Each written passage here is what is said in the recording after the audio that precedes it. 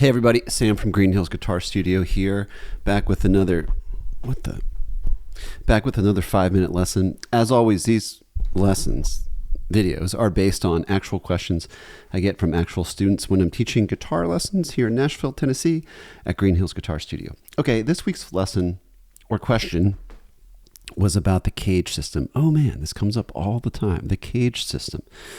And for those of you who don't know, I'm sure most of you know if you're watching this video, the CAGED system is a way of unifying the fretboard by playing chord shapes that you know in first position, specifically C, A, G, E, and D shaped chords. And you can kind of chain those together to get from one spot to the next. I think the CAGED system is cool. It's a good idea. And if it works for you and you're able to be musical with it, that's all you need to know. However, when this guy and I were talking about the CAGED system and playing through it, there was something really interesting that happened. And I think this happens a lot when we learn stuff just based on shapes or patterns. We don't really think about what is going on. And that's just not a good idea. So, for example, I said to him that the E, A, and D shaped chords in the CAGED system are all the same. And he didn't really understand what I was saying. But if you go through and identify what the notes are, and whether you know the names of these notes or not, it doesn't really matter. Although, come on, man, you should. But you can just use your ear. Like, for example, in the key of G, if I play my E-shaped G chord, it looks like this. Okay, now I'm only playing 4 strings. I'm not playing the top 2. Here's why. I want to identify what these notes are. They are G, D, G, and B, or the root, 5th, root, and 3rd. Why is this important? Because when I go to play the D-shaped version of this G chord, like this thing, you guys all know this. Check it out. It's the exact same notes in the same order, an octave higher.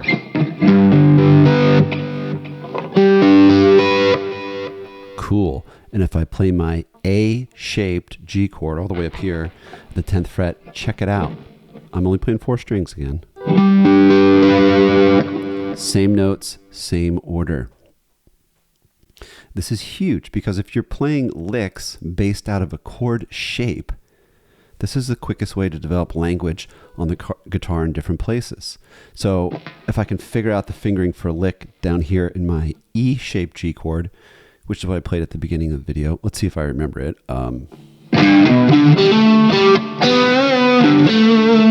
Okay, kind of a dumb lick, but you get the idea. All I have to do is then transfer that idea an octave up into my D-shaped chord. And if I can, this isn't always possible, but if I can, I'm going to use the same fingers, or at least most of them. Again, this isn't always possible because of the way the guitar is tuned, but it'll get you pretty close.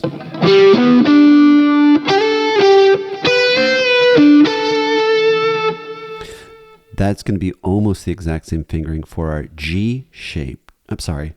God, this is why I kind of hate the CAGED system. Our A-shaped G chord.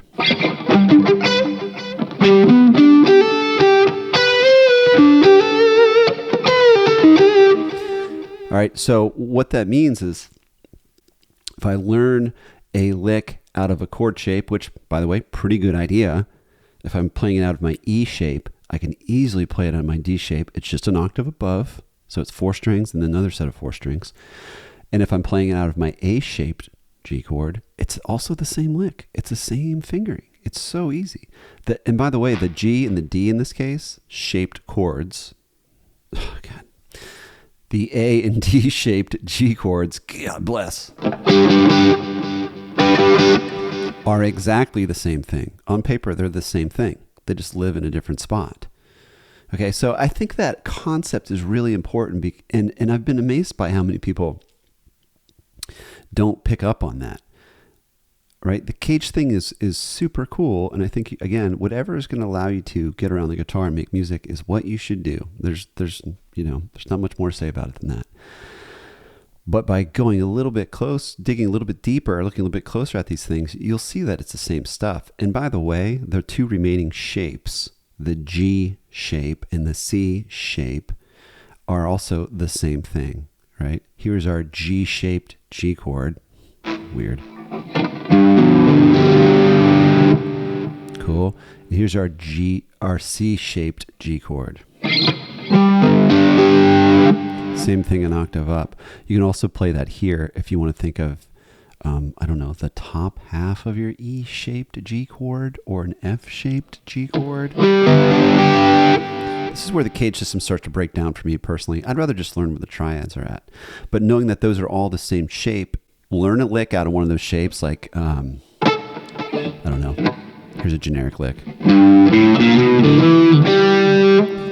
Transfer that fingering to the next shape.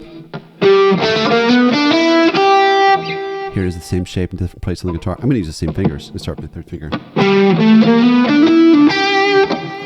Okay, so any lick you have out of a chord shape, play that with the other corresponding chord shapes in the CAGED system.